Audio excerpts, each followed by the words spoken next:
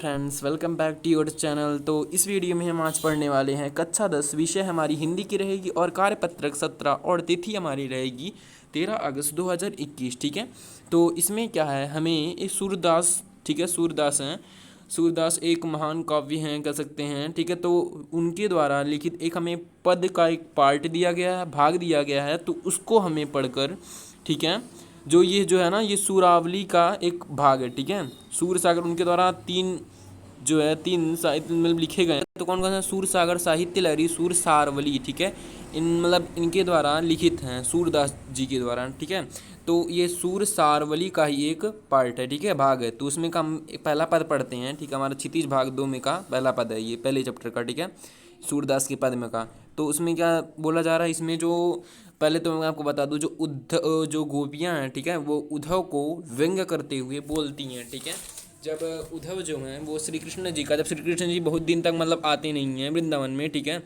तो मथुरा से, तो वो जब तो अपने वो उद्धव को संदेश लेकर भेजते हैं गोपियों के पास। तो उनके बीच एक वो आ जाता है, भौरा। तो उनके बीच जब ये बात होती है तो वो भ्रमण गीत कहलाता है। तो उसको हम चलिए देखते हैं कि उद्धव तुम हो अति बड़बागी, अपरस राहत स्नेह तगाते, नहीं न मन अनुरागी, पुरैन पात, ठीक है, पुरैन पात रहत जल भीतर, तारस देह न दागी, ज्या हाँ जल माह तेल की गगरी, बूद न ताका लागी, प्रीति नदी में पावन बोरियो दृष्टि न रूप परागी, सूरदास अबला हम भूरी गुड़ चाटी ज्यों पागी। ठीक है, तो इन भावों के पंक्तियों को देखते हैं। ठीक है, इनके देखते हैं भाव। तो इन पंक्तियों में गोपियाँ जो हैं, ठीक है, गोपियाँ जो हैं ये उद्धव गोपियाँ जो हैं, ठीक है, वो उद्धव से व्यंग्य करती हैं और कहती हैं कि तुम बहुत भाग्यशाली हो। ठीक है, बड़ भागी मीन्स क्या होता है? भाग्यशाली। ठीक है, जो बड़ भागी लिखा ना, इसका मतलब होता है भाग्यशाली। तो भाग्यशाली हो जो तुम कृष्ण के पास रहकर भी उनके प्रेम और स्नेह से वंचित हो, प्रेम और स्नेह से वंचित हो, यानी अपरत्र उनके, अपरस मतलब उनके पास रहत स्नेह तगाते, नहीं मन अनुरागी, यानी कि उनके पास रहकर भी तुम उनके स्नेह से वंचित हो। तुम पुरैन पात रहत जल भीतर। तो पुरैन पात मतलब क्या होता है? कमल के उस पत्ते। पुरैन पात मतलब होता है पत्ते, पुरैन मतलब होता है, पुरैन का पर्यायवाची है कमल। ठीक है, तो कमल के उस पत्ते, पुरैन पात रहत जल भीतर, तारस देह न दागी, यानी कि तुम कमल के उस पत्ते के समान हो। ठीक है, कमल के उस पत्ते के समान हो जो रहता तो जल में है पर उस जल में डूबने से बचा रहता है। ठीक है, अर्थात जो तुम रहते तो हो श्री कृष्ण जी के पास, उनके भवसागर रूपी नदी में, मगर तुम उसका एक छींटा भी अपने ऊपर, एक जल का कण भी, अणु भी अपने ऊपर नहीं तुम्हारे आता। ठीक है, जैसे कि इससे कंपेयर किया जा रहा है उद्धव को कमल से। ठीक है, कमल के पत्ते से। ठीक है, तो कहते हम डूबने से बचा रहता है जिस प्रकार। उसके बाद तीसरे पैरे में क्या कहा गया? जहाँ ज्या जलमाह तेल गगरी, बूद न ताको लागी, प्रीति नदी में पावन बोरियो, दृष्टि न रूपी अरागी, यानी कि जिस प्रकार तेल की गगरी जो है, ठीक है, जिस प्रकार तेल की जो गगरी है उसको जल में भिगोने पर भी उस पर पानी की एक बूंद नहीं ठहर पाती। ठीक है, उसी प्रकार तुम भी कृष्ण रूपी प्रेम की नदी, यानी प्रीति नदी मतलब प्रेम की नदी, श्री कृष्ण रूपी, ठीक है, उसके साथ रहते हुए भी उसमें स्नान करने की बात तो दूर, ठीक है, उसमें स्नान करने की बात तो दूर, तुम पर तो श्री कृष्ण की प्रेम की एक छींट भी नहीं पड़ी है, छींट।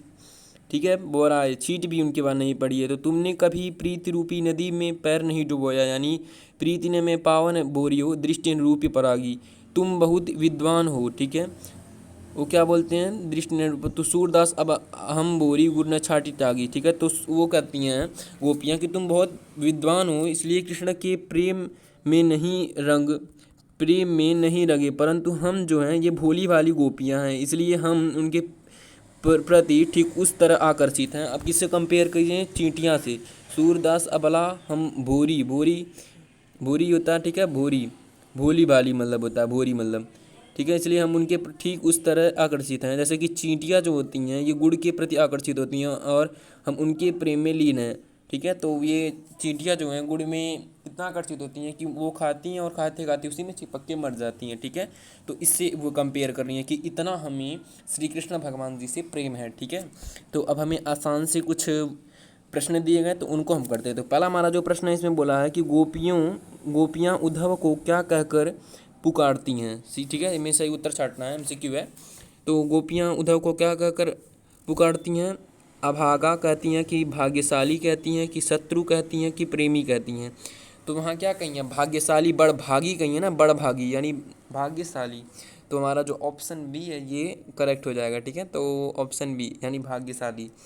फिर उसके बाद हमारा सेकंड जो क्वेश्चन है, सेकंड क्वेश्चन में हमारा क्या बोला है कि प्रस्तुत पद्यांश में, ठीक है, यहाँ हमारा भाग्यशाली हो जाएगा। प्रस्तुत पद्यांश में व्यवहार की तुलना किस किस से की गई है, ठीक है। उनके व्यवहार की तुलना किस किस से की गई है?